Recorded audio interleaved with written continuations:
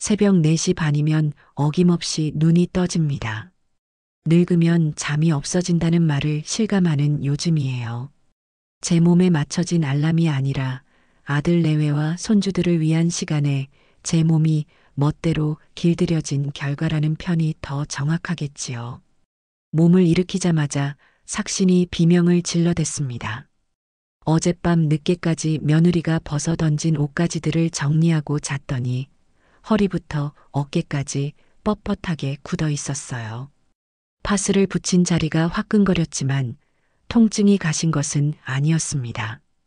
주방으로 나가 가장 먼저 쌀을 씻어 밥솥에 앉혔습니다. 칠순이 넘은 노인의 하루는 그렇게 나를 위한 시간이 아닌 가족들의 아침을 준비하는 것으로 시작되는 것이 당연한 일상이 된 지 오래입니다. 보글보글 된장찌개가 끓는 소리가 고요한 새벽 공기를 채웠어요. 며느리는 아침부터 냄새나는 국이나 찌개를 싫어했지만 어쩔 수 없습니다. 어제 마트에서 장을 보는데 아들 녀석이 어릴 적 먹던 구수한 된장찌개가 먹고 싶다고 흘리듯 말했거든요. 그 한마디에 제 기억은 수십 년 전으로 돌아갔고 손은 어느새 두부와 애호박을 집어들고 있었습니다. 자식 이기는 부모 없다는 말은 저 같은 늙은 어미에게는 거의 경전과도 같았으니까요. 생선 굽는 냄새가 퍼질 때쯤 방문이 하나둘 열리기 시작했습니다. 제일 먼저 나온 아들은 제 등 뒤에 대고 어머니 좋은 아침 한마디를 던지고는 소파에 드러누워 스마트폰을 들여다보기 바빴어요.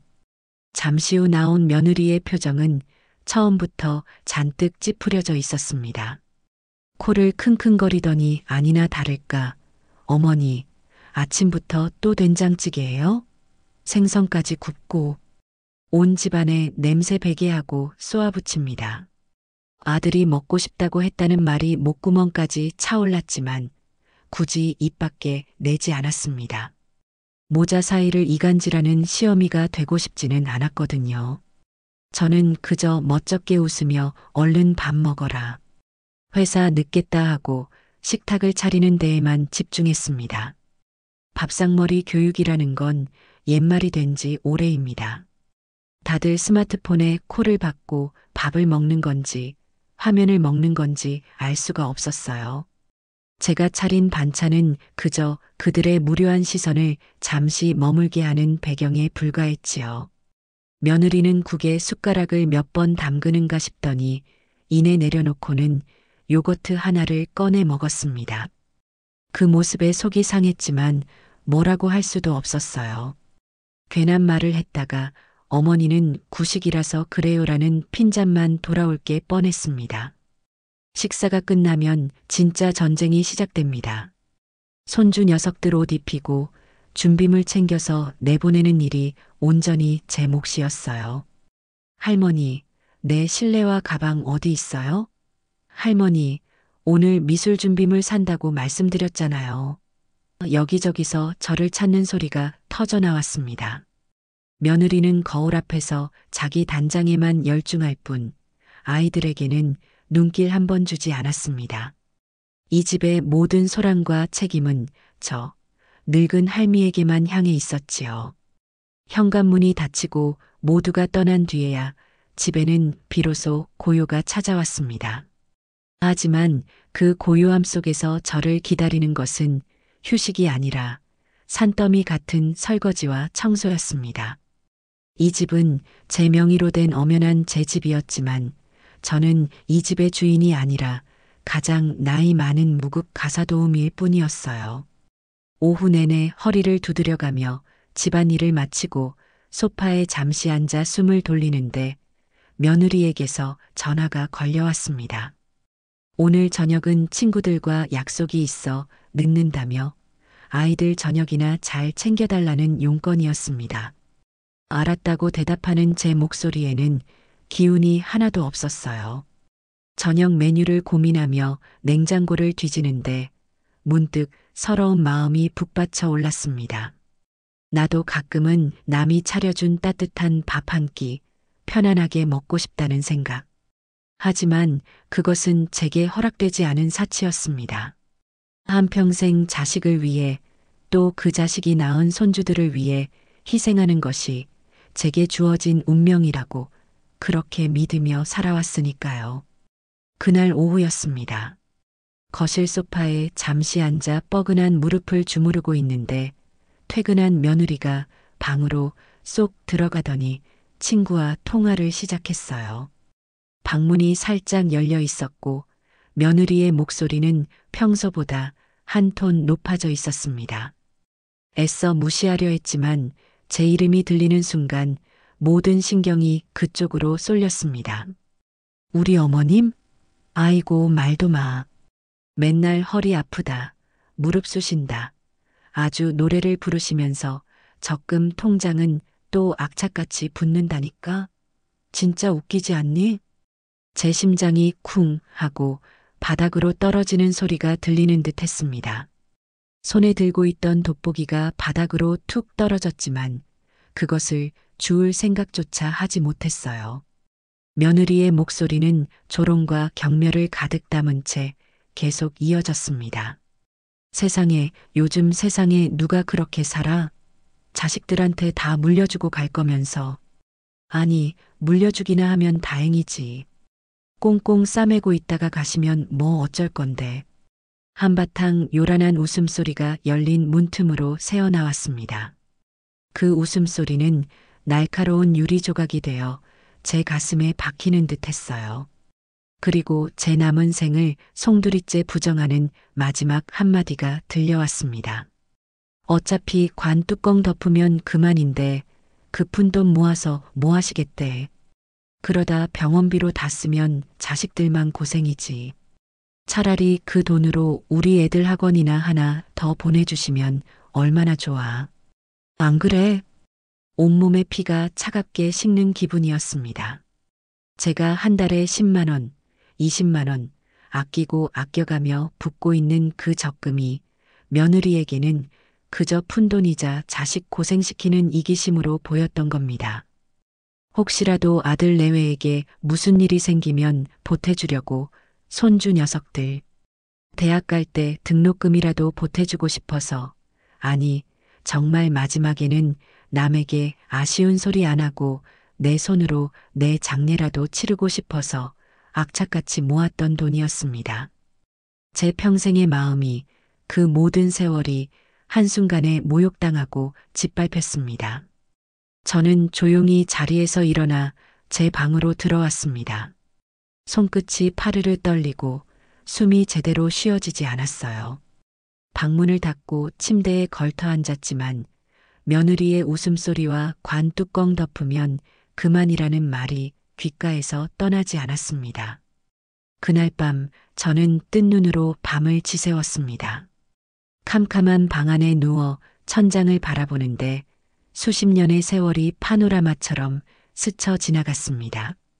시장에서 콩나물값 몇백 원을 깎으려 실랑이를 벌이던 젊은 날에나 내 옷 한 벌 사 입는 대신 아들 녀석 운동화 한 켤레를 더 사주며 뿌듯해하던 나. 결혼 반지를 팔아 아들의 대학 등록금을 마련하고 텅 빈 손가락을 보며 그래도 잘했다고 스스로를 위로하던 나. 그 모든 희생과 헌신이 주마등처럼 흘러갔습니다. 그런데 그 끝에 남은 것이 무엇이었을까요? 관 뚜껑 덮으면 그만. 며느리의 말이 저주처럼 제 머릿속을 맴돌았습니다. 처음에는 분하고 원통해서 눈물이 났지만 시간이 흐를수록 이상하게도 정신이 맑아졌습니다. 그래, 그의 말이 틀리지 않았다. 이대로 내가 갑자기 쓰러져 죽기라도 한다면 정말 그걸로 끝이었다. 내 이름 석자, 오숙자의 인생은 어디에도 없이 그저 김진구의 어머니, 박시영의 시어머니, 아이들의 할머니로 살다가 끝나는 것이었습니다. 내가 아등바등 모은 돈은 결국 저들의 새 차를 사고 명품 가방을 사는 데 쓰이겠지요. 그리고 그들은 내 제사상 앞에서 살아생전 참 고생만 하다 가셨지라며 동정인지 연민인지 모를 말을 짓거릴 겁니다. 그 모습이 눈앞에 선하게 그려지자 소름이 돋았습니다. 자리에서 벌떡 일어나 창문을 열었습니다. 차가운 새벽 공기가 훅 끼쳐 들어와 제 뺨을 때렸습니다. 도시의 불빛이 멀리서 깜빡이고 있었어요. 저 수많은 불빛 아래 얼마나 많은 사람들이 나처럼 살고 있을까? 아니, 이제 그런 건 중요하지 않았습니다. 중요한 것은 바로 나 오숙자였습니다. 관 뚜껑 덮기 전에 나를 위해 살아야겠다. 그것은 분노나 복수심에서 나온 결론이 아니었습니다. 너무나 오랫동안 잊고 살았던 내 삶에 대한 예의이자 마지막 존엄을 지키기 위한 처절한 깨달음이었어요. 이제껏 남편과 자식, 손주들의 인생에 내 인생을 땔감처럼 태워 불을 지펴주었다면 이제는 남은 장작을 끌어모아 오롯이 나를 위한 온기를 만들어야 했습니다. 날이 밝아오고 있었습니다. 창밖이 푸르스름하게 변하는 것을 보며 저는 굳게 결심했습니다. 이 집을 팔 겁니다. 그리고 저들이 없는 곳으로 떠날 겁니다. 내가 평생을 바쳐 모은 돈으로 나를 위한 시간을 살 겁니다. 이제 더 이상 누군가를 위한 희생은 없습니다. 며느리의 그 잔인한 한마디는 제 남은 인생의 방향을 완전히 틀어버린 가장 고마운 독설이 되어버렸습니다. 저는 어둠 속에서 조용히 미소 지었습니다. 진짜 내 인생은 바로 오늘부터 시작될 참이었습니다. 다음 날 아침 저는 평소와 똑같은 시간에 일어나 밥을 안 쳤습니다. 속은 천불이 끓고 있었지만 얼굴에는 아무것도 드러내지 않았어요. 수십 년간 감정을 숨기는 데에는 이골이 난 사람이 바로 저였으니까요. 아침상에는 냄새가 덜 나는 맑은 콩나물국을 올렸습니다. 며느리는 말없이 밥을 먹었고 아들은 어제 먹었던 된장찌개가 더 좋았다고 투덜거렸습니다. 저는 그저 오늘은 이걸로 먹어라 하고 무심하게 답했습니다. 그들을 위한 마지막 배려이자 제 조용한 반격의 시작을 알리는 신호탄이었습니다. 모두가 집을 나선 뒤 저는 곧장 제 방으로 들어와 자개장 깊숙이 넣어두었던 작은 함을 꺼냈습니다. 그 안에는 이 집의 등기권리증과 제 인감도장, 그리고 낡은 적금 통장 몇 개가 들어 있었어요. 등기권리증에 선명하게 찍힌 오숙자라는 세 글자를 손가락으로 천천히 쓸어보았습니다.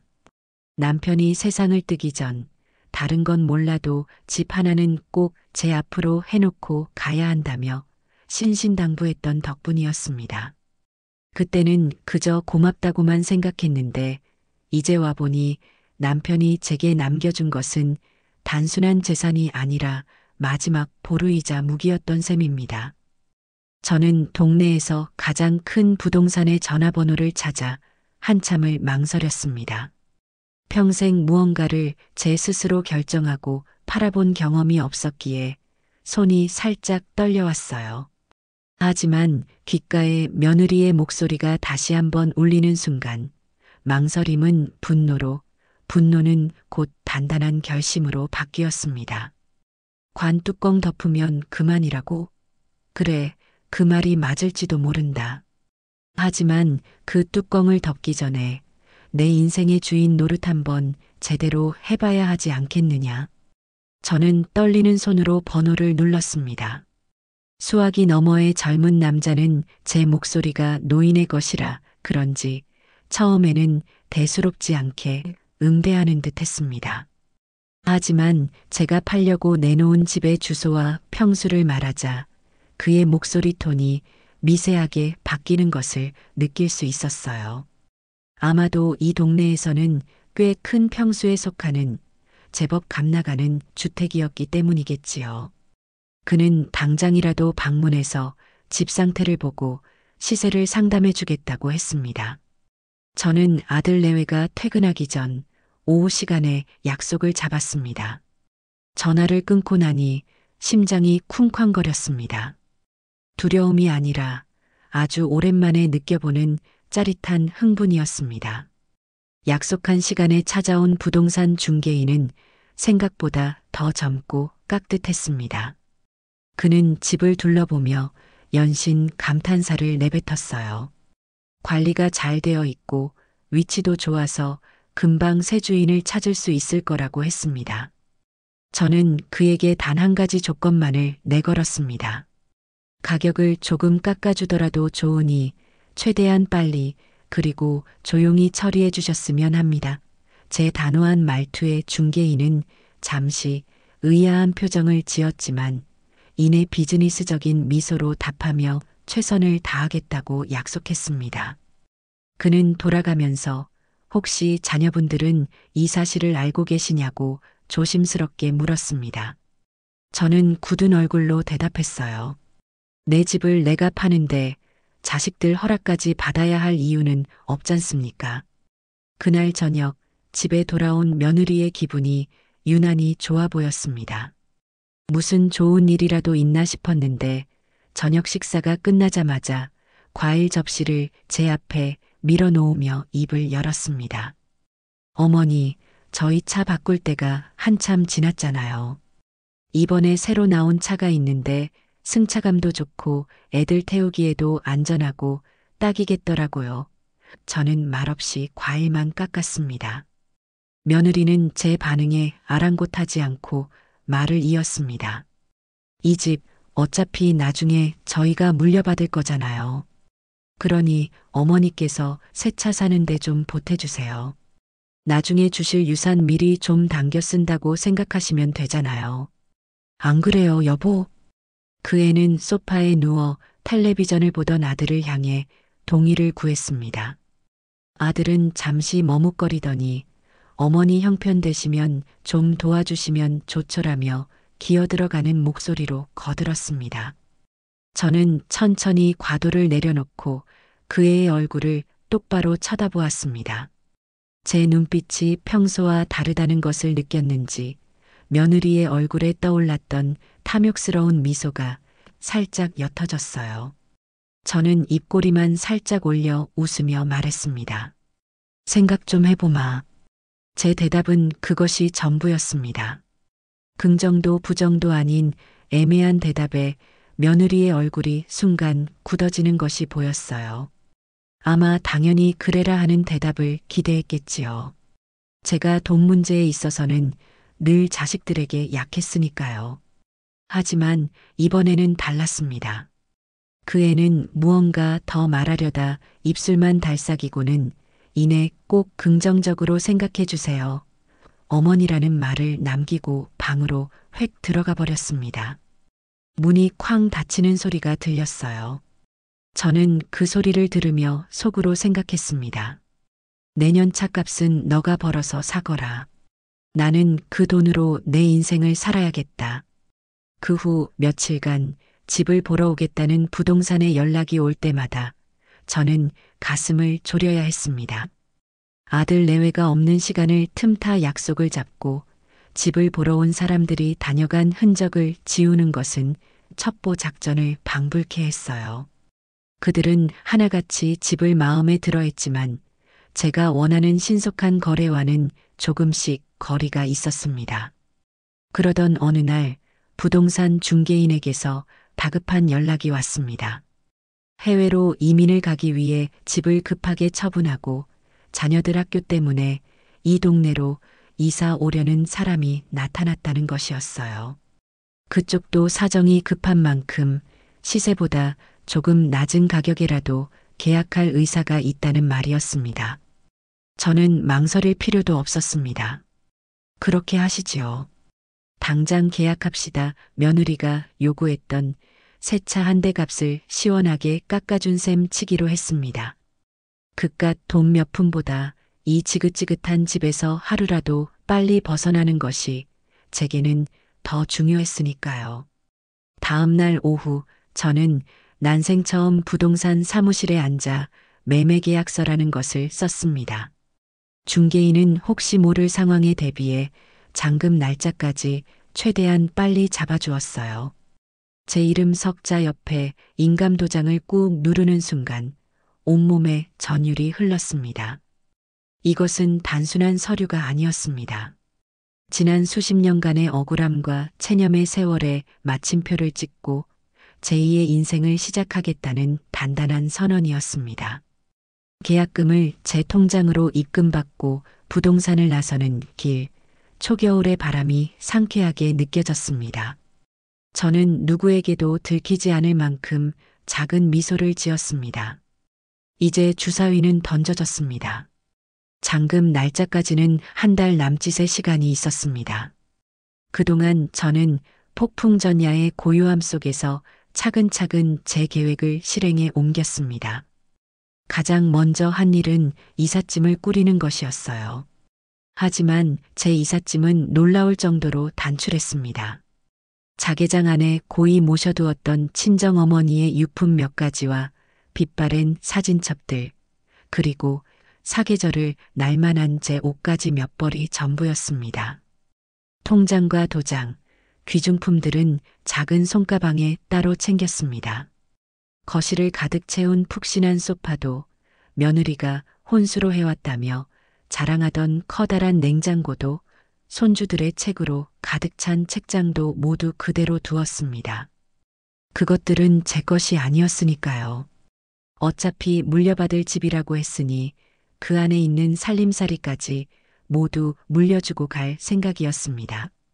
그들이 이 집을 팔고 나갈 때 저 가구들을 처분하느라 얼마나 골치를 썩을지 상상하니 벌써부터 속이 다 시원했습니다. 이삿짐 센터에는 가장 작은 용달차 한 대를 예약했습니다. 제 인생을 옮기는 데에는 그리 큰 차가 필요하지 않았습니다. 결전의 날은 주말로 잡았습니다. 마지막으로 제 손으로 차린 밥을 먹이고 싶다는 어미로서의 미련인지 혹은 최후의 만찬을 베푸는 집행관의 심정이었는지는 저도 잘 모르겠습니다. 저는 그날 새벽부터 일어나 갈비찜을 재우고 잡채를 볶고 생선전을 부쳤습니다. 평소라면 냄새가 난다고 질색했을 며느리도 상다리가 휘어지게 차려진 음식을 보더니 웬일이냐는 듯한 표정을 지으면서도 젓가락을 바삐 움직였습니다. 아무것도 모르는 아들과 손주들은 그저 진구성찬에 신이나 제잘거리기 바빴어요. 저는 거의 먹지 않고 그들의 모습을 묵묵히 지켜보았습니다. 아들의 밥그릇에 갈비찜 한 점을 더 올려주고 손주 입가에 묻은 밥풀을 닦아주었습니다. 마치 아주 먼 길을 떠나기 전 가족들의 모습을 눈에 하나하나 담아두려는 사람처럼요. 식사가 거의 끝나갈 무렵 저는 따뜻한 녹차를 한 잔씩 돌렸습니다. 그리고 깊게 숨을 들이마셨다가 내쉰 뒤 제 인생을 건 한마디를 내뱉었습니다. 나 이 집 팔았다. 고요했습니다. 텔레비전에서 흘러나오는 소리만이 유일한 소음인 듯 느껴졌어요.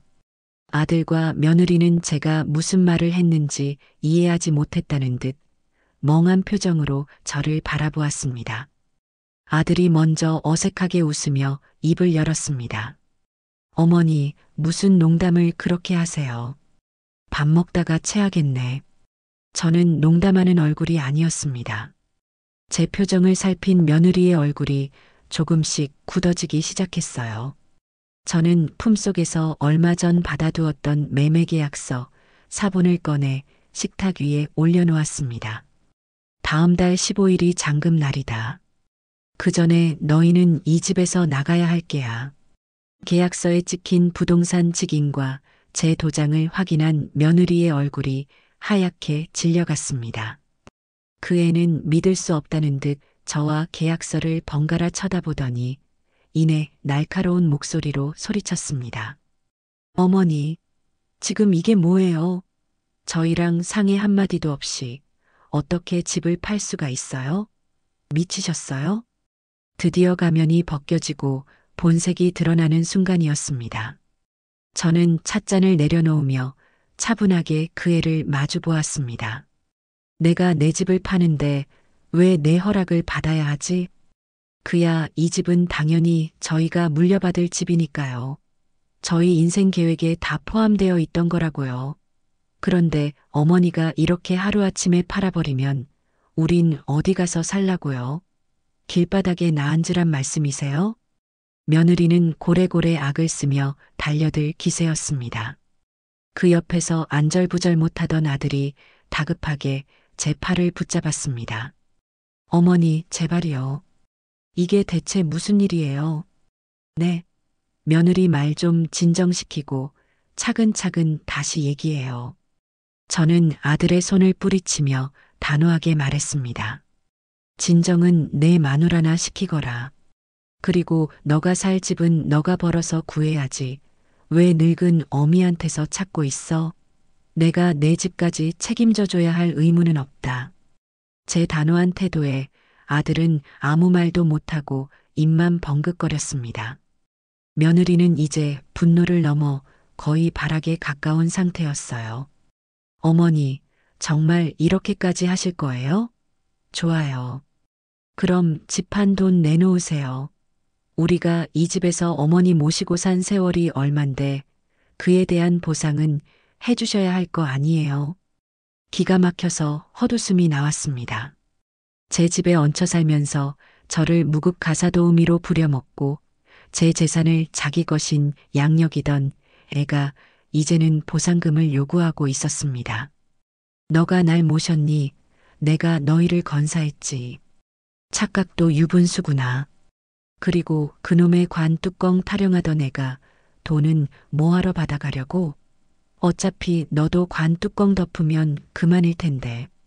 제 입에서 관 뚜껑이라는 말이 나오는 순간 며느리의 얼굴이 새하얗게 질리다 못해 시퍼렇게 변했습니다. 자기가 했던 말을 제가 똑똑히 기억하고 있다는 사실에 충격을 받은 모양이었어요. 그 애는 잠시 말을 잃고 저를 쳐다보다가 이게 정말 하는 말과 함께 자기 방으로 뛰어들어가 버렸습니다. 잠시 후 방 안에서는 무언가를 집어 던지는 요란한 소리와 함께 울음 섞인 고함이 터져 나왔습니다. 거실은 한순간에 아수라장이 되었습니다. 저는 그 모든 소란을 뒤로 한 채 제 방으로 들어와 조용히 문을 닫았습니다. 시끄러운 소음 너머로 제 심장은 놀랍도록 평온했습니다. 이삿날은 생각보다 빨리 다가왔습니다.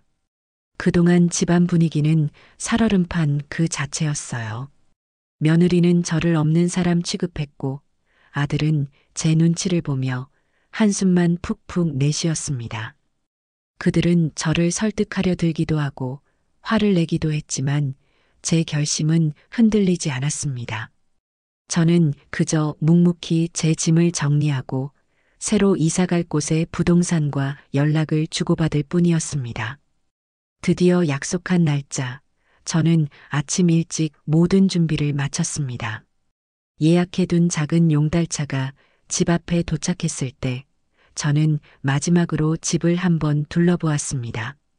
제 젊은 날의 모든 희로애락이 담겨 있던 이 공간과 작별 인사를 고했습니다. 거실로 나오자 출근 준비를 하던 아들 내외가 착잡한 표정으로 저를 바라보고 있었어요. 어머니, 정말 가시게요? 저희랑 같이 살기 싫으시면 저희가 분가할게요. 제발 집 한 돈은 저희 주세요. 네. 아들의 마지막 애원은 처량하기 짝이 없었습니다. 저는 아들의 어깨를 한번 두드려주며 말했습니다. 친구야, 이제 너도 내 가정을 책임질 나이다. 이 어미는 이제 내 인생을 좀 살아봐야겠다. 그리고 며느리를 향해 고개를 돌렸습니다. 그동안 신세 많았다. 앞으로는 내 힘으로 잘 살아보거라. 제 말에 며느리는 입술을 깨물며 저를 노려볼 뿐 아무 대답도 하지 않았습니다. 저는 더 이상 미련 없이 현관문을 열고 밖으로 나섰습니다. 등 뒤로 문이 닫히는 소리가 들렸고 그것으로 모든 것이 끝났습니다. 제가 새로 정착한 곳은 강원도 속초, 바다가 보이는 작은 신축 오피스텔이었습니다. 서울의 복잡한 아파트를 떠나 탁 트인 동해를 마주하니 가슴속에 응어리져 있던 것들이 전부 씻겨 내려가는 기분이었어요. 이삿짐이라고 해봐야 옷 몇 가지와 작은 소품들이 전부였기에 정리는 금방 끝났습니다. 평생을 북적이는 가족들 틈바구니에서 살다가 처음으로 오롯이 저 혼자만의 공간을 갖게 된 겁니다.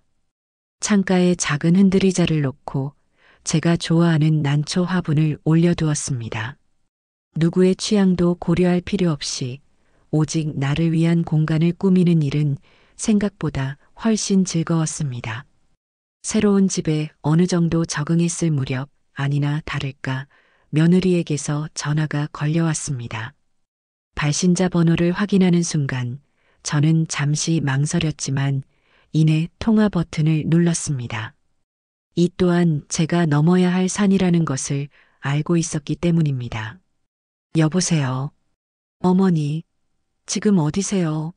저희 지금 길바닥에 나앉게 생겼는데 어떻게 전화 한 통이 없으세요? 수화기 너머에서는 며느리의 악에 바친 고함이 터져 나왔습니다. 저는 창밖의 평화로운 바다를 바라보며 조용히 대꾸했습니다. 왜 소리를 지르고 그러니?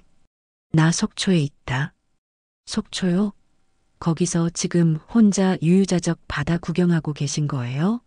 제정신이냐고요? 당장 집 한 돈 내놓으세요. 어머니가 저희한테 입힌 정신적, 물질적 피해에 대한 위자료 청구하기 전에 위자료라는 말에 실소가 터져 나왔습니다. 제가 평생을 바쳐 너희를 건사한 값은 얼마면 되겠니? 하고 되묻고 싶은 것을 꾹 참았습니다. 대신 저는 아주 차분하고 조용한 목소리로 말했습니다. 그래, 위자료라. 그럼 너는 내게 위자료를 얼마나 주어야 할까? 내 청춘과 맞바꾼 기나긴 세월에 대한 값 말이다. 뭐라고요? 이제 끊는다. 앞으로는 그런 일로 전화하지 말거라. 나도 내 인생이 바쁘다. 저는 며느리가 무어라 더 소리치기 전에 통화를 종료해버렸습니다. 그리고 곧바로 그 애의 번호를 차단했습니다. 손가락 하나로 지긋지긋한 관계의 족쇄를 끊어버린 기분이었습니다. 잠시 후 아들에게서 문자가 왔습니다. 어머니, 시영이가 너무 흥분해서 그랬어요. 용서하세요. 저는 그 문자에 아무런 답장도 하지 않았습니다. 다음 날 아침 저는 알람 소리가 아닌 따스한 햇살에 눈을 떴습니다. 일어나서 누군가의 아침밥을 차릴 필요가 없다는 사실이 꿈만 같았어요. 저는 천천히 일어나 커피를 내리고 창가 흔들의자에 앉아 망망대해를 바라보았습니다. 수평선 위로 떠오르는 해를 보며 마시는 커피는 제가 평생 마셔본 그 어떤 음식보다 달콤했습니다.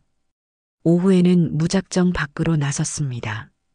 오피스텔 근처에 있는 중앙시장을 어슬렁거리며 구경했습니다. 펄떡이는 생선들과 싱싱한 채소들, 맛있는 냄새를 풍기는 튀김들, 모든 것이 활기차고 신기했어요.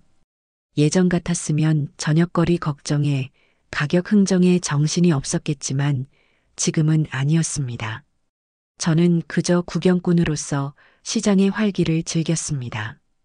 그러다 갓 튀겨낸 새우튀김이 맛있어 보여 5,000원어치를 사서 바닷가 방파제에 걸터 앉아 혼자 먹었습니다.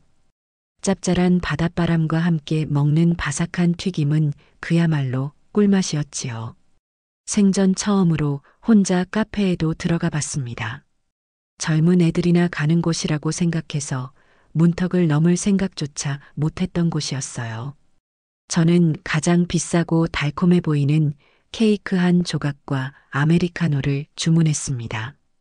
창가에 앉아 바다를 보며 혼자 케이크를 떠먹는 그 시간이 조금은 어색했지만 더없이 행복했습니다.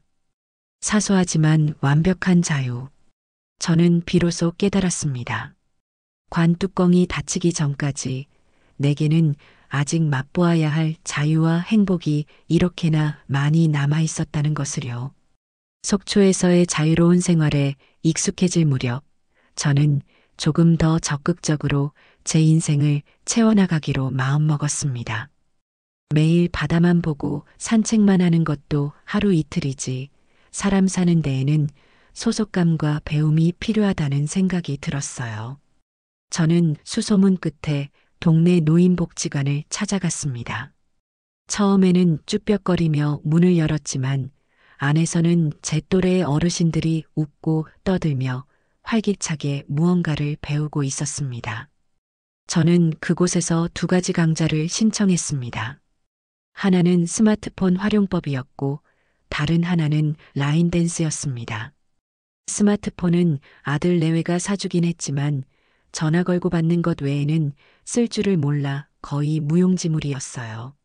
손주 녀석들에게 물어보면 짜증만 내기 일쑤여서 더는 물어볼 엄두도 내지 못했었지요. 하지만 이제는 아니었습니다. 저는 강사님의 설명을 하나하나 메모해가며 열심히 따라했습니다. 사진을 찍고 문자를 보내고 인터넷으로 정보를 검색하는 법을 배우는 것은 신세계 그 자체였습니다. 라인 댄스는 제게 더 큰 도전이었습니다. 평생 몸치로 살아온 제가 남들 앞에서 춤을 춘다는 것은 상상도 못할 일이었으니까요.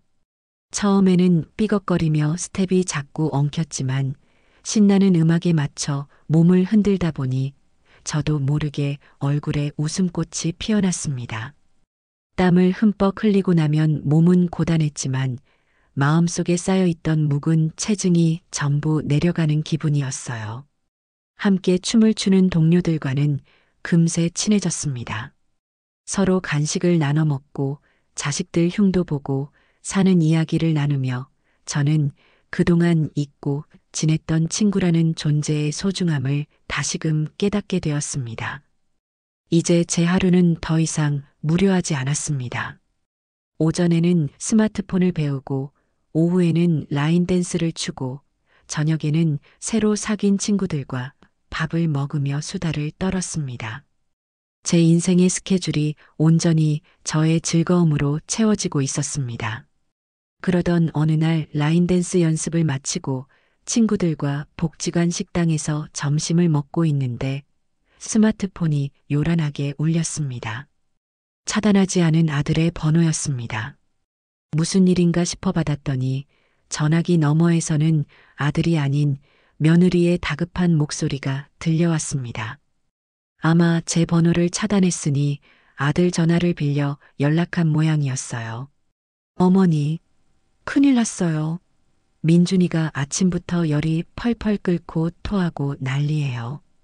병원에 갔더니 장염이라는데 제가 회사에서 중요한 프로젝트 때문에 도저히 조퇴를 할 수가 없어요. 어머니, 빨리 서울로 좀 와주세요. 와서 민준이 좀 돌봐주셔야겠어요.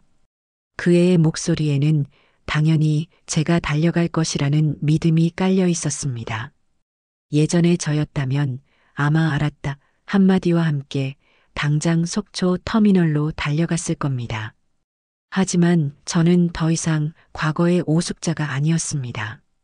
저는 잠시 뜸을 들인 후 아주 차분하게 대답했습니다. 지금은 가기가 좀 곤란하겠구나. 네, 곤란하다니요? 애가 이렇게 아픈데 그게 할 소리세요? 나도 지금 사정이 있어서 말이다. 정 안 되면 너가 휴가를 내든지 아니면 간병인을 쓰든지 하거라. 제가 말을 마치자마자 옆에서 제 통화를 듣고 있던 라인댄스 친구가 눈치를 주며 제 스마트폰을 가져갔습니다. 그리고는 방금 전 우리가 다 함께 웃으며 찍었던 단체 사진 한 장을 며느리에게 전송했어요. 그러고는 제게 윙크를 한번 찡긋해 보였습니다. 잠시 후 며느리에게서 문자가 도착했습니다. 지금 이 상황에 춤추고 놀러 다닐 정신이 있으세요? 할머니도 아니시네요, 정말. 저는 그 문자를 소리내어 읽었습니다. 그러자 친구들이 뭐가 그리 웃긴지 다 함께 박장대소를 했습니다. 한 친구가 제 어깨를 두드리며 말했습니다. 아이고, 숙자씨. 할머니이기 전에 사람이지. 아주 잘했어. 저는 친구들과 함께 웃으며 며느리의 문자에 답장을 보냈습니다. 미안하다. 지금은 내 인생 즐기느라 바빠서 못 가겠다. 그날 복지관 식당의 점심은 그 어느 때보다 맛있었습니다.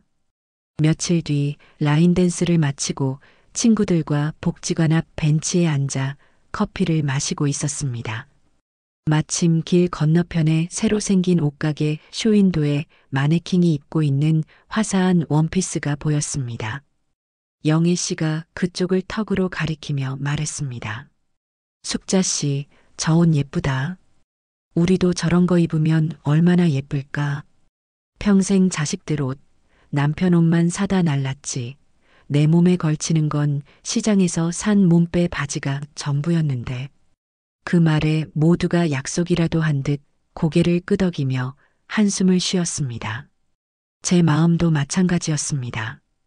제 옷장에도 외출복이라고 해봐야 색이 바래고 유행이 한참 지난 펑퍼짐한 옷들 뿐이었습니다. 그 순간 제 안에 잠자고 있던 욕망 하나가 불쑥 고개를 들었습니다. 나도 한번 멋쟁이가 되어보고 싶다. 서울 갑시다. 제 뜬금없는 말에 친구들의 시선이 모두 제게로 쏠렸습니다. 서울은 왜? 쇼핑하러요. 이왕 살 거면 우리 평생 구경도 못 해본 좋은 옷으로 한번 사 입어봅시다. 우리도 이제 그럴 자격 있잖아요. 서울과 쇼핑이라는 단어에 친구들의 얼굴에 설렘과 망설임이 동시에 떠올랐습니다.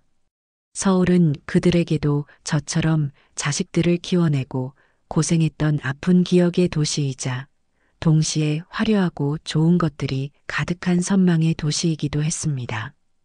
에이, 우리가 서울 백화점 가서 뭘 사? 비싸기만 하고. 돈은 이럴 때 쓰라고 있는 거예요. 관 뚜껑 덮기 전에 다 써야지.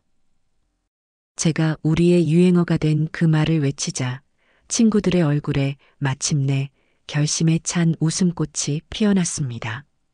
우리의 즉흥적인 계획은 순식간에 할미들의 서울 쇼핑 원정이라는 거창한 작전으로 발전했습니다. 우리는 마치 수학여행을 앞둔 여고생들처럼 들떠서 다음 날 아침 일찍 출발하는 서울행 고속버스 표를 스마트폰으로 예매했습니다. 다음 날 한껏 멋을 낸 우리는 고속버스에 나란히 앉아 서울로 향했습니다. 차창 밖으로 익숙한 속초의 풍경이 멀어지고 낯선 도시의 풍경이 다가오는 것을 보며 심장이 두근거렸습니다. 예전 같으면 아들 집에 무슨 일을 해주러 혹은 손주를 봐주러 의무감에 오가던 길이었지만 오늘은 달랐습니다. 오직 나 자신을 위해 나의 즐거움을 위해 가는 길이었습니다. 우리는 버스 안에서 무슨 색 코트를 살지 어떤 가방을 들지 제잘거리며 시간 가는 줄 몰랐습니다. 우리의 목적지는 명동에 있는 대한민국에서 가장 크고 화려하다는 백화점이었습니다. 백화점의 거대한 회전문을 통과하는 순간 우리는 압도적인 풍경에 잠시 입을 다물지 못했습니다. 눈이 부실 정도로 밝은 조명, 은은하게 퍼지는 고급 향수 냄새, 대리석 바닥을 또각거리며 걷는 사람들, 가리고 유리 진열장 안에서 보석처럼 빛나는 수많은 상품들. 이곳은 제가 살던 세상과는 완전히 다른 별천지였습니다. 우리는 1층 화장품 매장을 지나 곧장 고가의 브랜드들이 모여있는 층으로 향했습니다. 처음에는 조금 주눅이 들었지만 오늘 우리는 손님이다 하고 서로의 등을 두드려주며 용기를 냈습니다. 한 유명 브랜드 매장 앞에 섰을 때였습니다. 멀끔하게 차려입은 젊은 직원은 행색이 수수한 우리를 위아래로 훑어보더니 본체만체하며 다른 곳으로 시선을 돌렸습니다. 그 미묘한 무시의 눈빛을 저는 똑똑히 보았습니다. 저는 보란 듯이 매장 안으로 성큼 들어섰습니다. 그리고 가장 좋아 보이는 부드러운 캐시미어 소재의 베이지색 코트를 손가락으로 가리키며 말했습니다. 저거 한번 입어봅시다. 제 당당한 태도에 직원은 마지못해 코트를 꺼내왔습니다. 제가 코트를 걸치고 거울 앞에 서는 순간 저와 제 친구들은 동시에 탄성을 내뱉었습니다. 낡고 왜소했던 할머니는 온데간데 없고 품이 있고 우아한 중년의 여인이 거울 속에 서 있었습니다. 몸에 착 감기는 부드러운 감촉과 군더더기 없이 떨어지는 디자인이 마치 처음부터 제 옷이었던 것처럼 잘 어울렸습니다. 어머, 숙자 씨, 너무 곱다. 꼭 청담동 사모님 같아. 영애 씨의 호들갑에 저는 쑥스러우면서도 입꼬리가 저절로 올라갔습니다. 그때까지 우리를 본체만 채하던 직원도 제 모습을 보더니 태도가 180도 바뀌었습니다. 어머님, 너무 잘 어울리세요. 이 코트가 정말 주인을 만났네요. 라며 온갖 칭찬을 늘어놓기 시작했습니다. 저는 그 직원의 얼굴을 보며 속으로 웃었습니다.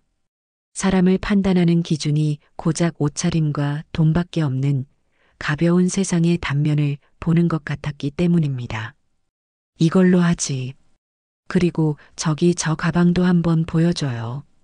저는 평소 잡지에서 눈여겨보았던 작고 단단한 디자인의 가죽 가방을 가리켰습니다.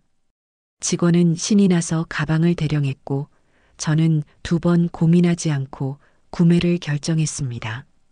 일시불로 해주세요. 제 말에 직원의 눈이 동그래졌습니다.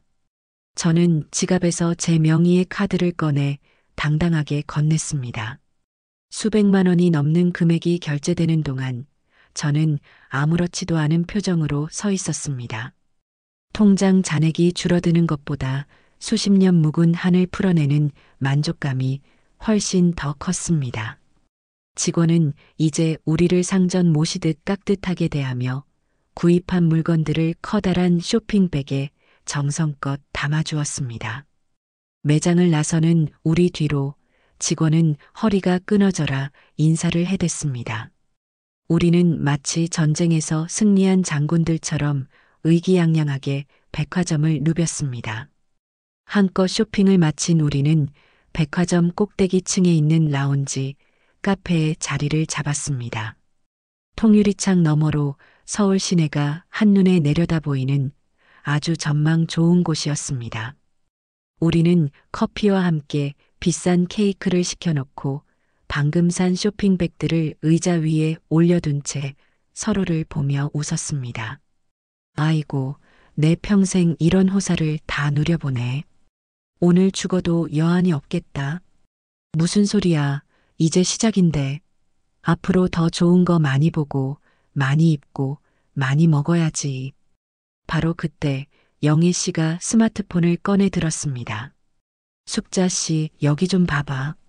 내가 인생 사진 찍어줄게. 영애 씨는 제가 새로 산 코트를 입고 새 가방을 든 채 우아하게 커피를 마시는 모습을 여러 각도에서 찍어주었습니다. 사진 속의 저는 제가 봐도 낯설 만큼 행복하고 여유로워 보였습니다. 숙자 씨, 이 사진 카톡 프로필 사진으로 당장 받고 아들하고 며느리 보라고. 친구들의 성화에 저는 고개를 끄덕였습니다. 그리고 배운 대로 차근차근 스마트폰을 조작해 제 SNS 프로필 사진을 방금 찍은 그 사진으로 바꿨습니다. 분명히 서울 어딘가에서 이 사진을 보게 될 그들의 얼굴이 눈앞에 선하게 그려졌습니다. 질투와 분노, 그리고 자신들의 어리석음에 대한 후회로 일그러질 그 표정을 상상하니 짜릿한 쾌감이 온몸으로 퍼져나갔습니다. 보란듯이 행복하게, 보란듯이 즐겁게, 보란듯이 품위 있게 사는 것. 그것이야말로 그들의 속물적인 근성에 가하는 가장 완벽한 복수이자 제 자신에게 주는 가장 값진 선물이었습니다. 속초로 돌아오는 버스 안에서 저는 창밖의 어둠을 바라보며 새로 산 코트를 부드럽게 쓸어보았습니다. 이것은 단순한 옷 한 벌이 아니었습니다. 과거의 오숙자에게 작별을 고하고 새로운 오숙자로 다시 태어났다는 증표였습니다. 제 옆에서 꾸벅꾸벅 졸고 있는 친구들의 모습을 보며 저는 조용히 미소 지었습니다. 우리의 진짜 인생은 이제부터가 시작이었습니다. 제가 속초에서 새로운 삶의 단맛을 느끼고 있을 무렵 서울에 남은 아들 내외에게는 혹독한 현실의 추위가 닥치기 시작한 모양이었습니다. 그 소식은 하나뿐인 제 여동생을 통해 들려왔습니다. 가끔씩 안부를 묻기 위해 통화를 하곤 했는데 어느 날 동생이 조심스럽게 입을 열었습니다. 언니, 진구 그놈 경기도 외곽으로 이사 갔다더라. 저는 굳이 먼저 묻지 않았지만 동생은 답답했는지 모든 것을 털어놓았습니다. 제가 집을 판 돈을 한 푼도 주지 않자 아들 내외는 가진 돈에 맞춰 급하게 전셋집을 구해야만 했습니다. 하지만 하늘 높은 줄 모르고 치솟은 서울의 집값을 감당할 수 없었지요. 결국 그들이 정착한 곳은 서울 시내의 번듯한 아파트가 아닌 출퇴근 시간만 2시간 가까이 걸리는 경기도의 낡은 빌라였습니다. 동생의 묘사에 따르면 그들의 새로운 보금자리는 예전 집과는 비교할 수 없을 정도로 초라했습니다. 방 2칸짜리 좁은 공간에 4식구의 짐을 구겨 넣느라 집은 늘 어수선했고 햇볕도 잘 들지 않아 낮에도 불을 켜야 할 정도라고 했습니다. 무엇보다 며느리를 괴롭히는 것은 길어진 출퇴근 시간과 뚝 떨어진 생활 수준이었습니다. 예전에는 백화점에서 장을 보고 주말마다 외식을 즐기던 그 애가 이제는 동네 작은 마트에서 가격표를 비교하며 장을 보고 피곤해 저러 집에 돌아오면 아이들 저녁 챙기기도 버거워하는 신세가 되었다는 겁니다. 그 며느리 성질에 오죽하겠어. 매일 진구만 들들 볶는 모양이더라. 다 당신 엄마 때문이라고, 당신이 무능해서 이 꼴로 산다고. 아주 집안이 전쟁터래, 전쟁터. 동생의 말을 들으며 저는 아무런 감흥도 느끼지 못했습니다. 안타깝거나 혹은 고소하다는 생각조차 들지 않았어요. 그저 그런가 보다 싶을 뿐이었습니다.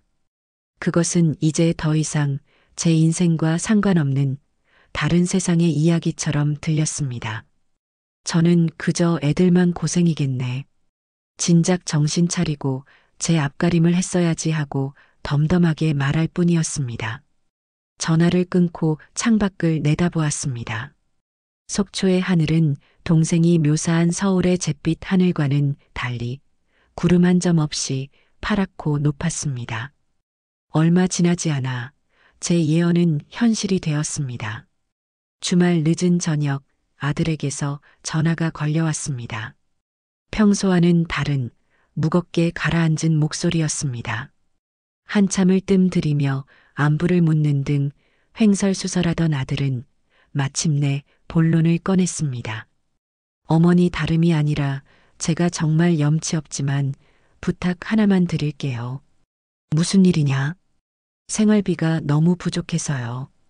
시영이 월급날은 아직 멀었고 이번 달 카드값이 생각보다 많이 나와서 정말 죄송한데 돈 좀 빌려주실 수 없을까요? 500만 원만이라도요. 다음 달에 보너스 나오면 바로 갚겠습니다. 아들의 목소리는 거의 기어들어갈 지경이었습니다. 저는 잠시 눈을 감았습니다. 아들의 목소리를 들으니 과거 제가 겪었던 수많은 가난의 순간들이 떠올랐습니다. 돈이 없어 쩔쩔매고 자존심을 구겨가며 남에게 아쉬운 소리를 해야 했던 그 서러운 순간들. 하지만 동정심이 들지는 않았습니다. 지금 아들이 겪는 곤란은 스스로 자초한 결과였으니까요. 진구야, 내 어머니, 너도 이제 40이 넘은 가장이다. 내 월급으로 내 가정을 꾸려나가는 건 당연한 책임이야. 없는 살림에 아이들 키우는 게 얼마나 힘든지 나도 잘 안다. 하지만 그건 너가 해결해야 할 문제지 내가 해결해 줄 문제가 아니야. 제 목소리는 냉정하리만치 차분했습니다. 아들은 무어라 변명하려 했지만 저는 말을 잘랐습니다. 그리고 이 돈은 내 노후 자금이다. 내가 앞으로 병들고 힘 떨어졌을 때 누구에게도 아쉬운 소리 안 하고 내 몸 하나 건사하려고 평생 아껴 모은 돈이야. 너도 내 자식들한테 손 벌리는 부모가 되고 싶지는 않을 것 아니냐.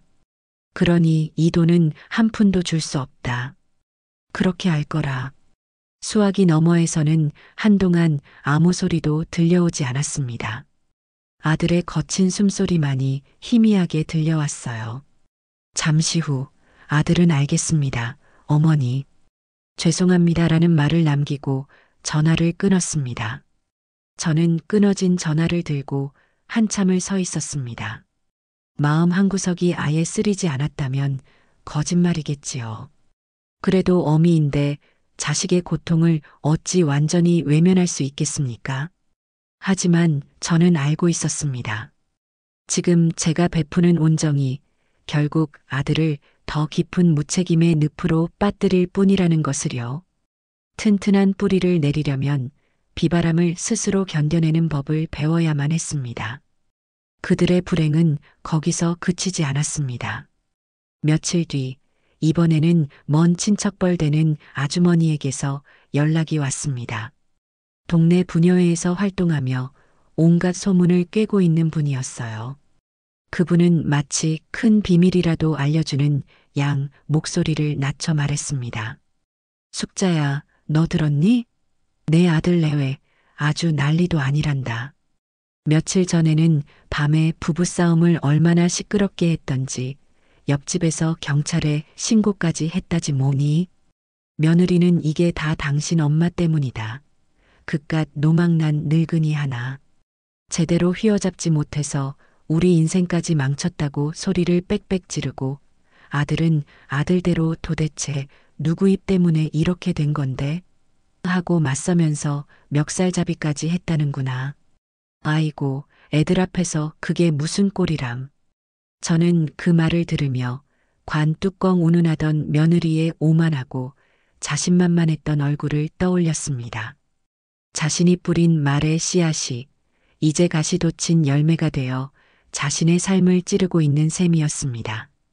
그들의 관계는 서로에 대한 사랑과 신뢰가 아닌 시어머니의 집과 재산이라는 불안정한 기반 위에 세워진 모래성이었던 겁니다.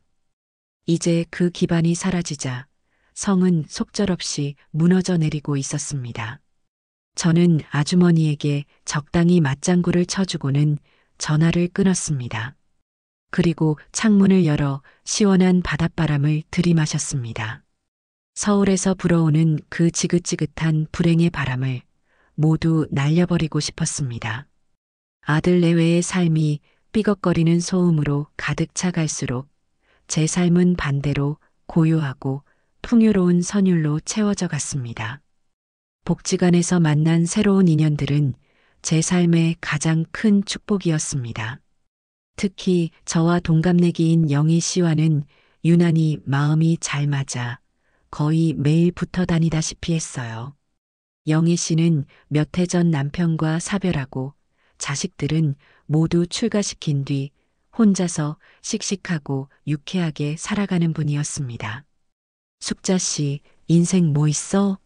자식들 다 키워서 세상에 내보냈으면 우리 의무는 끝난 거야. 이제부터는 우리 자신을 위해서 살아야지. 안 그래? 영희 씨는 늘 제게 그렇게 말하며 용기를 주었습니다.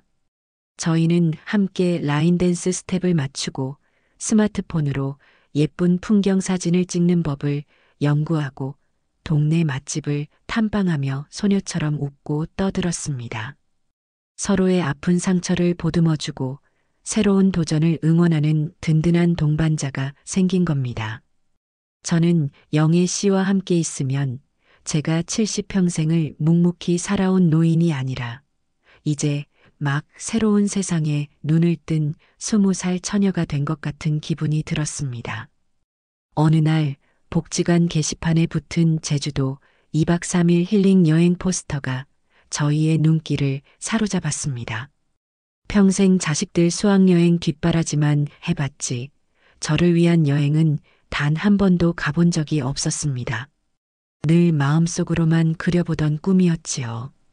영희 씨가 제 팔을 툭 치며 말했습니다. 가자, 숙자 씨.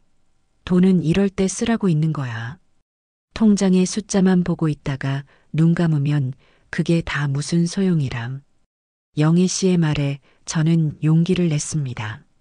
저희는 복지관 친구 몇 명과 함께 여행기를 만들어 돈을 모았고 제가 배운 스마트폰 활용 실력을 발휘해 직접 비행기 표와 숙소를 예매했습니다. 모든 것이 처음이었지만 두렵기보다는 설레는 마음이 훨씬 컸습니다. 제주도로 떠나는 날 공항에서 비행기를 기다리는 제 마음은 어린아이처럼 들떠 있었습니다. 육중한 비행기가 활주로를 박차고 하늘로 날아오르는 순간 저는 창밖을 보며 해방감을 느꼈습니다. 저를 짓누르던 모든 과거와 책임감으로부터 벗어나 훨훨 날아오르는 기분이었습니다. 제주도는 그야말로 별천지였습니다.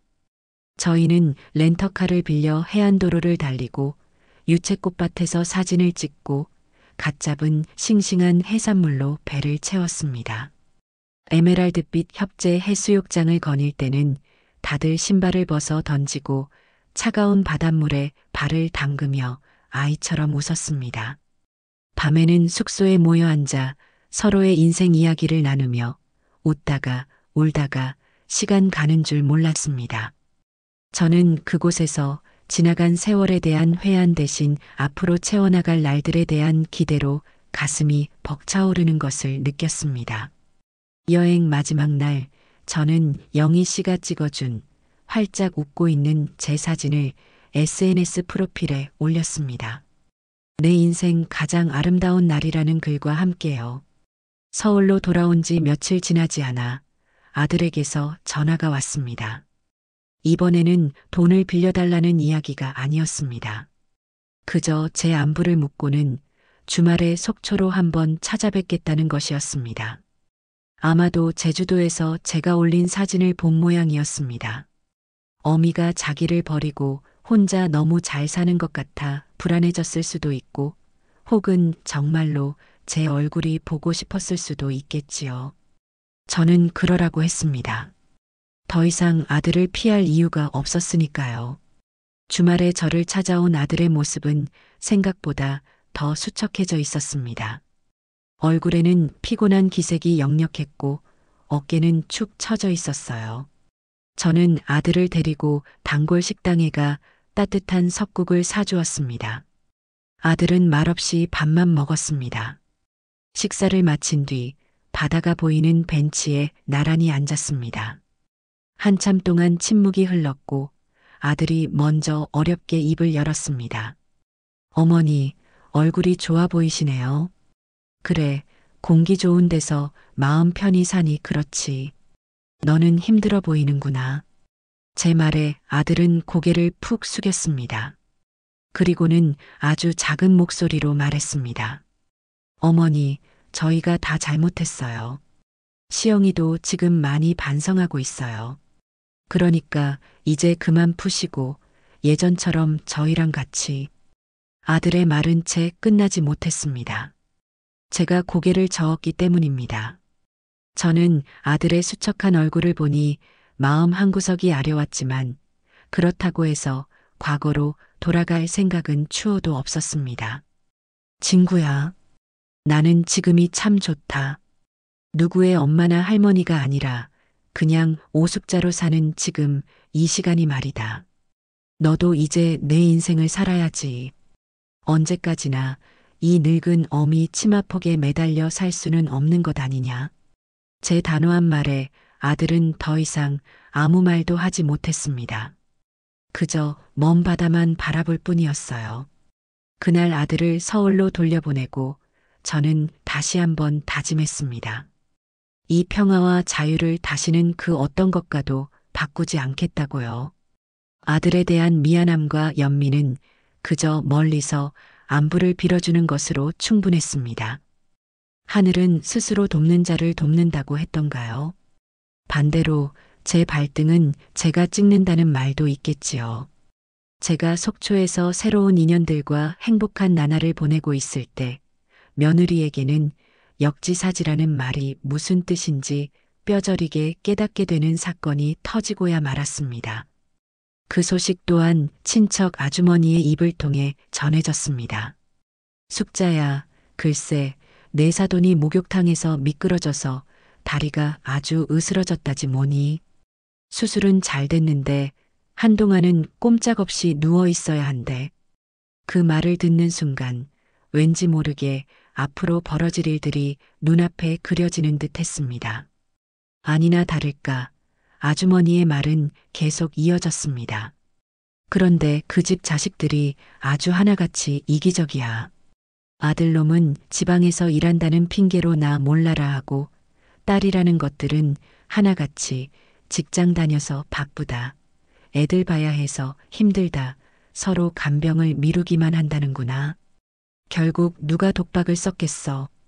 내 며느리지. 저는 아무 말 없이 듣고만 있었습니다. 며느리에게는 위로 오빠가 하나, 아래로 여동생이 하나 있었습니다. 하지만 그들은 하나같이 자기 살기 바쁘다는 이유로 늙은 어머니의 병수발을 며느리에게 떠넘긴 모양이었습니다. 꼭 옛날의 제 모습을 보는 것만 같았습니다. 시부모님이 아프실 때마다 남편의 형제들은 모두 이런저런 핑계를 대며 빠져나갔고 결국 모든 병수발은 막내 며느리였던 제 차지였으니까요. 며느리는 이제 회사 일과 집안일 그리고 친정어머니의 병수발이라는 삼중고에 시달리게 된 것이었습니다. 낮에는 회사에서 상사 눈치를 보며 일하고 퇴근 후에는 곧장 병원으로 달려가 어머니의 대소변을 받아내고 몸을 닦아드려야 했습니다. 그리고 파김치가 된 몸을 이끌고 집에 돌아오면 아이들 저녁과 남편 뒤치다꺼리가 기다리고 있었겠지요. 예전에 제가 매일같이 겪었던 그 끝이 보이지 않는 고통의 굴레를 이제 며느리가 고스란히 겪게 된 겁니다. 그렇게 며칠이 지났을까요? 모르는 번호로 전화가 한 통 걸려왔습니다. 받을까 말까 망설이다 받았는데 수화기 너머에서는 잔뜩 지치고 잠긴 며느리의 목소리가 들려왔습니다. 제 번호를 차단했으니 공중전화나 다른 사람의 전화로 건 모양이었습니다. 어머니, 나다. 어머니, 저 너무 힘들어요. 정말 죽을 것 같아요. 며느리는 대뜸 울음 섞인 하소연을 늘어놓기 시작했습니다. 자기 엄마가 다쳤는데 오빠랑 동생은 나 몰라라 하고 자기한테만 모든 짐을 떠넘긴다는 이야기, 회사에서는 실적이 떨어진다고 압박하고 집에 오면 집안일이 산더미 같다는 이야기, 몸이 10개라도 모자랄 지경이라는 푸념이었습니다. 저는 그 하소연을 묵묵히 아주 오랫동안 들어주었습니다. 중간에 말을 끊거나 충고를 하거나 위로를 하지도 않았습니다. 그저 들어주기만 했습니다. 한참을 울며불며 자기 신세 한탄을 하던 며느리는 제가 아무 반응이 없자 마침내 본론을 꺼냈습니다.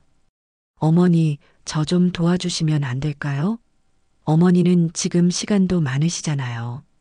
며칠만이라도 저희 집에 와서 애들이라도 좀 봐주세요. 네, 제가 이 은혜는 평생 잊지 않을게요.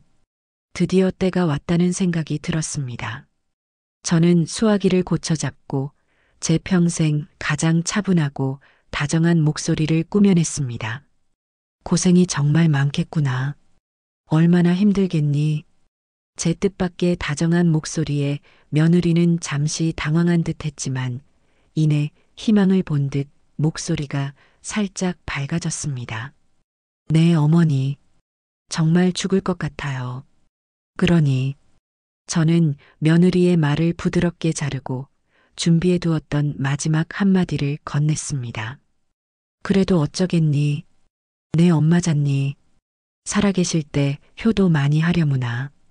어차피 관 뚜껑 덮으면 하고 싶어도 못할 테니까.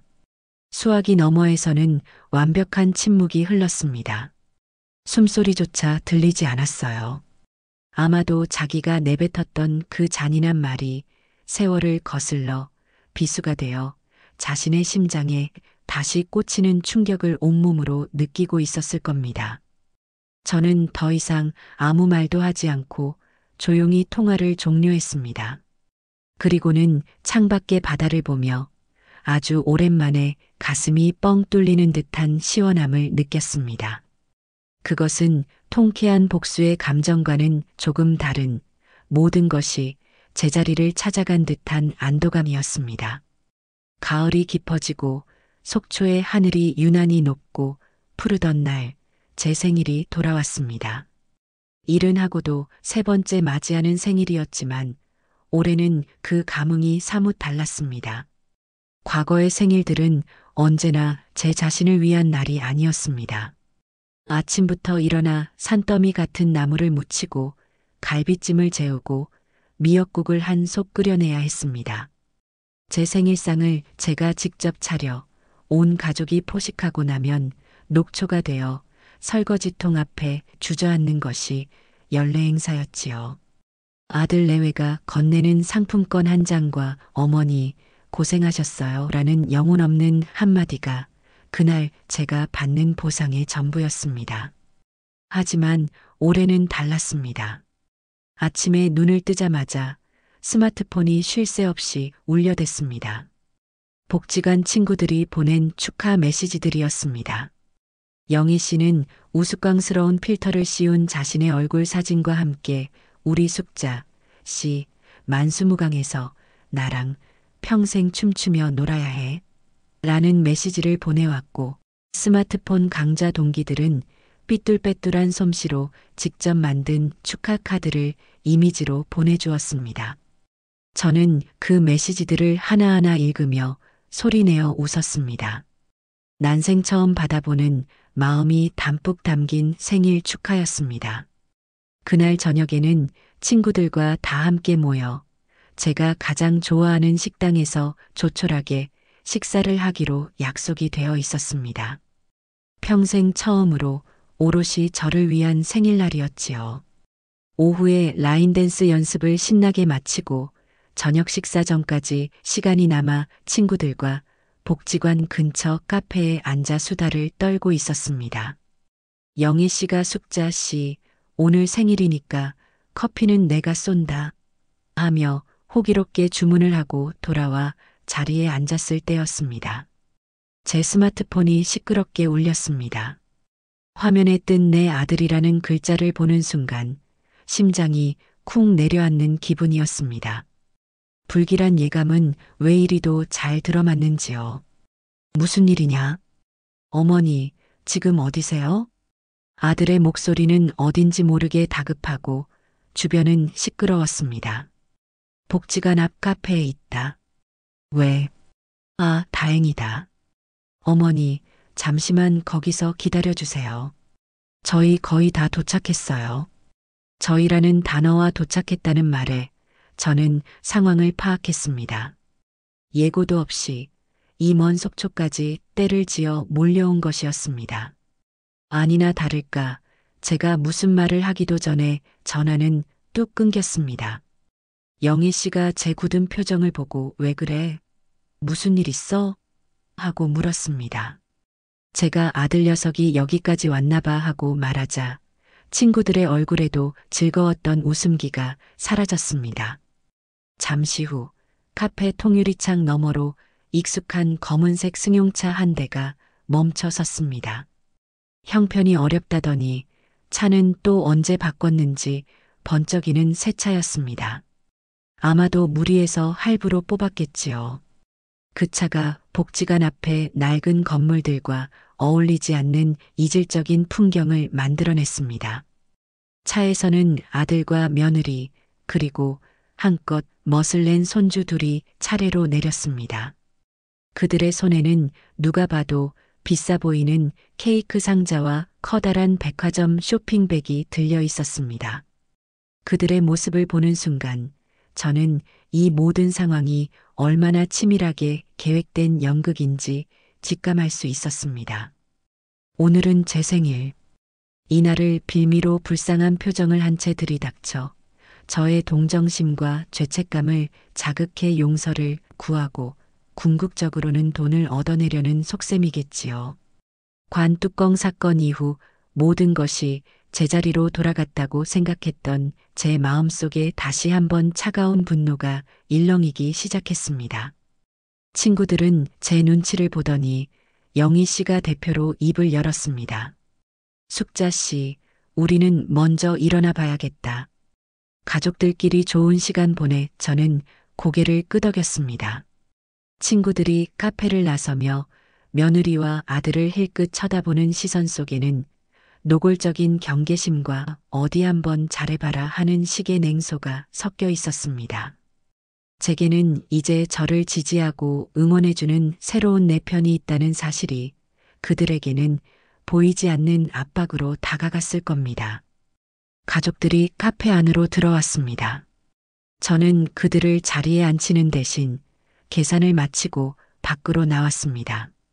그리고는 제 오피스텔이 아닌 근처 공원 벤치 쪽으로 걸어갔습니다. 제 공간에 그들의 위선적인 발걸음을 단 한 발자국도 들여놓고 싶지 않았기 때문입니다. 어머니, 집으로 안 가세요? 아들이 어색하게 물었습니다. 날이 좋아서 그런다. 여기서 얘기하지. 공원 벤치에 나란히 앉자 숨막히는 침묵이 흘렀습니다. 가을 햇살은 따사로웠지만 우리 사이에 흐르는 공기는 얼음장처럼 차가웠습니다.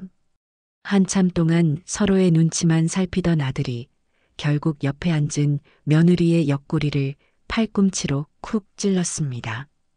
그 신호를 받은 며느리는 마치 무대 위로 오르는 배우처럼 심호흡을 한번 하더니 자리에서 일어나 제 앞에 섰습니다. 그리고는 푹 고개를 숙였습니다.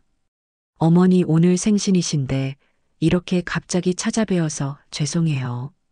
그래도 꼭 오늘 찾아뵙고 드려야 할 말씀이 있어서요. 며느리의 목소리는 금방이라도 울음이 터질 것처럼 가늘게 떨리고 있었습니다. 어머니, 그동안 제가 정말 죄송했어요. 어머님 마음에 그렇게 큰 대못을 박아드린 줄도 모르고 제가 너무 어리고 철이 없었어요. 회사 일이 힘들다는 핑계로 사는 게 팍팍하다는 핑계로 어머니께 해서는 안 될 말을 내뱉었어요. 훌륭한 연기였습니다. 저는 말없이 그 애의 얼굴을 쳐다보았습니다. 눈시울은 붉게 물들어 있었고 두 손은 무릎 앞에서 공손하게 모아져 있었습니다. 하지만 저는 그 애의 눈동자 깊은 곳에서 꿈틀거리는 진심이 아닌 목적의식을 똑똑히 보았습니다. 사죄의 눈빛이 아니라 원하는 것을 얻어내려는 자의 절박한 눈빛이었지요. 며느리는 제 침묵을 긍정의 신호로 해석했는지 한 걸음 더 나아가 연기를 이어갔습니다.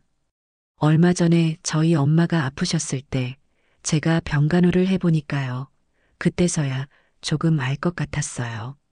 어머니께서 평생 저희를 위해 얼마나 고생하고 희생하셨는지를요.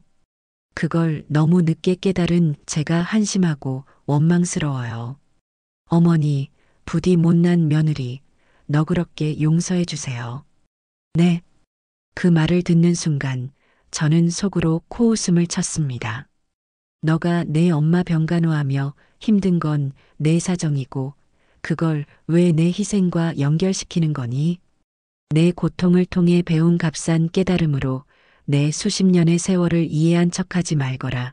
제 마음속에서는 차가운 목소리가 울려 퍼졌지만 겉으로는 아무런 표정도 드러내지 않았습니다.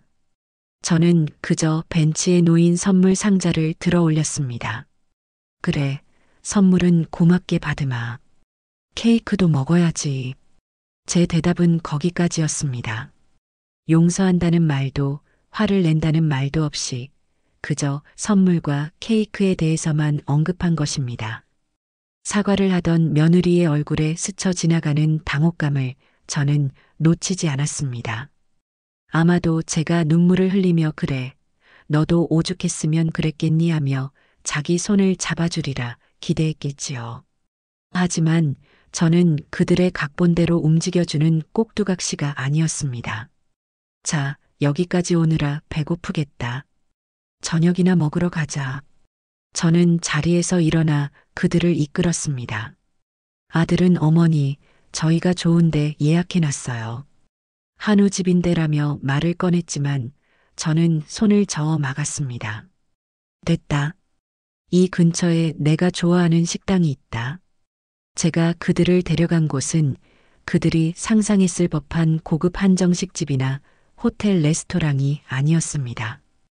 허름하지만 정갈한 동네 사람들이 즐겨 찾는 작은 생선구이 집이었습니다. 가게 안으로 들어서는 며느리의 얼굴에 스치는 실망감을 저는 똑똑히 보았습니다. 아마 이런 무대에서는 자신들의 효심을 제대로 전시할 수 없다고 생각했겠지요. 식사를 하는 내내 저는 손주들과만 대화를 나누었습니다. 학교에서 새로 사귄 친구 이야기, 요즘 재미있게 보는 만화 영화 이야기. 아이들은 신이 나서 제잘거렸고 저는 인자한 할머니의 미소를 지으며 맞장구를 쳐주었습니다. 아들과 며느리는 마치 투명 인간이라도 된 것처럼 어색하게 밥만 깨작거렸습니다. 저는 그들에게 꼭 필요한 질문만을 던졌습니다. 운전은 번갈아 가면서 했니? 민준이 감기는 다 나았고? 그들의 안이나 사정에 대한 관심이 아니라 그저 대화의 맥이 끊기지 않게 하기 위한 의례적인 질문들이었습니다. 식사가 끝나고 가게 한쪽에서 케이크를 꺼내 촛불을 켰습니다. 손주들이 서툰 솜씨로 생일 축하 노래를 불렀고 저는 아이들을 보며 웃으며 촛불을 껐습니다. 내 남은 인생, 이 평화가 계속되기를, 그것이 제가 빈 소원의 전부였습니다. 이제 그만 돌아가거라. 밤이 늦었다. 이 먼 데까지 와서 운전하려면 피곤하겠다. 저는 케이크를 대충 나눠 접시에 담아주고는 곧장 자리에서 일어섰습니다. 아들은 저를 집까지 모셔다 드리겠다며 끝까지 붙잡았지만 저는 단호하게 거절했습니다. 여기서 2걸음이면 내 집이다. 너희나 어서 출발해. 그리고 앞으로는 이렇게 예고도 없이 찾아오지 말거라. 오기 전에 미리 전화 한 통하고. 이 먼 길을 함부로 오가는 거 아니다. 그 말은 걱정의 형식을 취하고 있었지만 내 멋대로 내 영역을 침범하지 말라는 명백한 경고였습니다. 저는 그들을 식당 문 밖까지만 배웅하고 그들이 차에 타는 것을 확인한 뒤도 돌아보지 않은 채 제 오피스텔 방향으로 걸어갔습니다. 멀어지는 차 안에서 어떤 소동이 벌어지고 있을지 불을 보듯 뻔했습니다. 그리고 며칠 뒤 제 예상은 한치의 오차도 없이 맞아떨어졌습니다. 주말에 막내 손주와 영상 통화를 하는데 아이가 비밀 이야기를 하듯 제게 속삭였습니다. 할머니, 저번에 할머니 생일날 집에 돌아올 때요. 차에서 엄마랑 아빠랑 엄청 싸웠어요. 왜 싸웠는데? 엄마가 막 화를 냈어요. 내가 이렇게까지 자존심 다 버리고 빌었는데 그깟 생선구이로 퉁 치고 용서도 안 해주시네. 진짜 독하다 독해. 사람의 정이라는 게 없어. 하면서 소리 질렀어요. 그래서 아빠가 그럼 어떡해. 어머니가 싫다는데 하고 같이 소리 질렀어요. 무서웠어요. 아이의 해맑은 폭로를 들으며 저는 씁쓸하면서도 한편으로는 안도하는 미소를 지었습니다. 그래, 역시 내 판단이 틀리지 않았어. 그날 받은 비싼 실크 스카프를 옷장에서 꺼내보았습니다. 부드러운 감촉의 스카프에서는 그들의 위선적인 욕망의 냄새가 나는 듯 했습니다. 저는 그 스카프를 다시는 꺼내보지 않을 상자 깊숙한 곳에 처박아 버렸습니다. 그들의 거짓된 마음이 담긴 것은 그 어떤 것도 제 삶에 드리고 싶지 않았거든요. 며느리의 위선적인 사과 소동이 지나간 후 제 삶은 다시금 고요한 강물처럼 흘러갔습니다. 그들은 더 이상 저를 찾아오지 않았고 저 또한 그들의 소식을 궁금해하지 않았습니다. 가끔 아들이 의무감에 보내오는 짧은 안부 문자에 잘 있다고 답장하는 것이 우리 모자 관계의 전부가 되었습니다. 저는 그 거리감이 참으로 편안하고 좋았습니다. 그러던 어느 날 복지관 라운지에 앉아 영희 씨와 함께 텔레비전을 보고 있었습니다. 화면에서는 은퇴한 노부부가 태국의 치앙마이에서 한 달 살기를 하며 여유롭게 노후를 즐기는 모습이 나오고 있었습니다. 야자수가 늘어선 거리, 저렴하고 맛있는 현지 음식, 따뜻한 날씨 속에서 행복하게 웃는 그들의 모습은 마치 다른 세상 이야기처럼 보였습니다. 좋겠다. 우리도 저런 데 가서 한 달만 살아보면 원이 없겠네. 영애 씨가 부럽다는 듯 혼잣말을 했습니다. 그 순간 제 머릿속에 전구 하나가 반짝 켜지는 것 같았습니다. 왜 안 돼? 하는 생각이 스치고 지나갔습니다.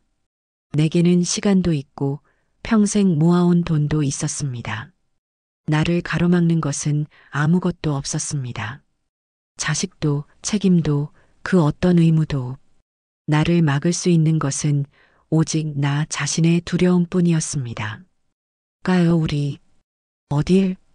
저런데요. 태국이든 베트남이든 따뜻한 나라에 가서 우리도 한 달 살아봐요. 제 말에 영희 씨는 눈을 동그랗게 떴습니다. 처음에는 농담인 줄 알던 그녀도 제 눈빛이 진심이라는 것을 깨닫고는 얼굴에 흥분과 설렘이 번지기 시작했습니다. 그날 저희의 대화는 걷잡을 수 없이 뻗어나갔습니다. 우리의 작은 반란은 순식간에 복지관 라인댄스 팀 전체의 프로젝트로 확장되었습니다.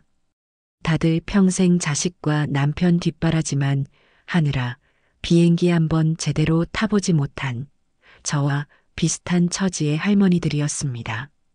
처음에는 우리가 어떻게 가 말도 안 통하는데 위험해라며 손사래를 치던 친구들도 영희 씨와 제가 앞장서서 분위기를 띄우자 하나둘 동참하기 시작했습니다. 우리의 첫 번째 버킷리스트 실행은 그렇게 시작되었습니다. 우리는 매일 복지관 컴퓨터실에 모여 앉아 머리를 맞댔습니다. 제가 스마트폰 강좌에서 배운 실력을 발휘해 해외 한 달 살기에 대한 정보를 검색했습니다. 물가가 저렴하고 한국인들이 많이 찾아 비교적 안전하며 따뜻한 날씨를 자랑하는 베트남의 다낭이 우리의 첫 번째 목표지로 결정되었습니다. 가장 먼저 해야 할 일은 여권을 만드는 것이었습니다.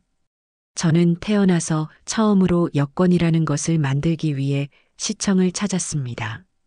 즉석 사진기 부스 안에 들어가 뻣뻣한 자세로 증명사진을 찍는 것은 쑥스럽고 어색한 경험이었습니다. 며칠 뒤 제 이름과 사진이 선명하게 박힌 남색 여권을 손에 쥐었을 때의 기분은 말로 다 표현할 수 없었습니다. 그것은 단순한 신분증이 아니었습니다. 대한민국이라는 울타리를 넘어 더 넓은 세상으로 나아갈 수 있는 자유이용권처럼 느껴졌습니다. 여권이 나오자 우리의 계획은 일사천리로 진행되었습니다. 저희는 인터넷을 뒤져 다낭 시내에 있는 방이 서너 개 딸린 넓은 아파트를 한 달간 통째로 빌리는 계약을 했습니다. 제가 더듬거리는 영어와 번역기 앱을 총동원해 아파트 주인과 메시지를 주고받았고 친구들은 옆에서 제 어깨를 주무르며 응원했습니다. 비행기 표를 예매할 때는 다들 심장이 떨려 손에 땀을 쥐었습니다. 수십만 원이 넘는 돈이 화면의 숫자 몇 개와 함께 순식간에 결제되는 것을 보며 우리는 마치 큰 사고라도 친 아이들처럼 서로를 마주보고 웃음을 터뜨렸습니다. 이 돈이면 우리 손주 과자값을 몇 달치를 사주는데. 에이, 그놈의 손주 타령 좀 그만해. 이제 우리 자신을 위해 쓸 때도 됐지. 어차피 관 뚜껑 덮으면. 한 친구의 말에 우리는 모두 약속이라도 한 듯 웃음보를 터뜨렸습니다. 그렇습니다. 관 뚜껑 덮으면 그만이라는 그 말이 이제 우리 사이에서는 그러니 지금을 즐기자는 유쾌한 구호가 되어 있었어요. 이 소문은 당연히 제 동생과 친척들을 통해 아들 내외의 귀에도 들어갔을 겁니다. 아마도 그들은 늙은 어머니가 정말로 자신들을 버리고 제 인생을 찾아 떠난다는 사실에 이제는 분노를 넘어 체념 섞인 허탈감을 느끼고 있을지도 모를 일입니다. 해외여행이라는 큰일을 앞두고 저는 문득 제 남은 삶과 죽음에 대해 생각하게 되었습니다. 두렵거나 서글픈 감정이 아니었습니다. 오히려 아주 현실적이고 이성적인 생각이었습니다. 만약 내가 이역만리 타국에서 갑자기 쓰러지기라도 한다면 내 남은 재산은 어떻게 될까? 내가 평생을 바쳐 지켜낸 이 재산이 내 의지와는 상관없이 다시 그들의 손에 들어가는 일만은 막아야 했습니다. 그것은 제 인생에 대한 마지막 예의이자 제 삶을 완성하는 마지막 과제였어요. 저는 영희 씨에게 조용히 변호사 사무실을 하나 추천해달라고 부탁했습니다. 영희 씨는 똑 부러지는 사람답게 여성 인권 문제에 관심이 많다는 젊고 유능한 여성 변호사를 소개해 주었습니다. 며칠 뒤 저는 난생 처음으로 변호사 사무실의 문을 열었습니다. 차분하고 정적인 공간, 제 이야기를 진지하게 들어주는 변호사의 정중한 태도는 늘 소란스럽고 저를 존중하지 않던 과거의 집과는 너무나 다른 세상이었어요. 저는 그곳에서 시어머니도 어머니도 할머니도 아닌 의뢰인 오숙자로 존중받고 있었습니다. 저는 제 뜻을 변호사에게 차분히 설명했습니다. 그리고 변호사는 제 의지를 법적으로 가장 확실하게 관철할 수 있는 방식으로 유언장을 작성해 주었습니다. 그 내용은 이러했습니다. 첫째, 제 명의의 모든 부동산과 예금 자산의 절반은 사회에 환원한다. 구체적으로는 제가 평소 눈여겨보았던 미혼모 가정을 지원하는 단체와 결식아동을 후원하는 재단에 절반씩 기부하도록 명시했습니다. 제 돈이 며느리의 명품 가방이 아닌 세상의 그늘진 곳에 있는 다른 누군가의 삶에 작은 빛이 되기를 바라는 마음이었습니다. 둘째, 나머지 절반의 재산은 다음과 같이 분배한다. 그중 절반은 아들 김진구에게 상속한다. 어미로서 남기는 마지막 정이었고 또한 그가 앞으로 자신의 가정을 온전히 책임지라는 마지막 과제이기도 했습니다. 그리고 나머지 절반은 두 손주에게 똑같이 나누어 주되 아이들이 성인이 될 때까지 신탁기관에서 관리하도록 했습니다. 아이들의 교육 자금으로 쓰이기를 바라는 할머니의 마음이었습니다. 그리고 마지막 가장 중요한 조항을 덧붙였습니다. 본 유언자는 다음의 사항을 명확히 밝히는 바이다. 나의 며느리인 박시영에게는 나의 그 어떤 유산도 현금성 자산이든 부동산이든 단 한 푼도 상속 및 증여하지 않을 것을 명시한다.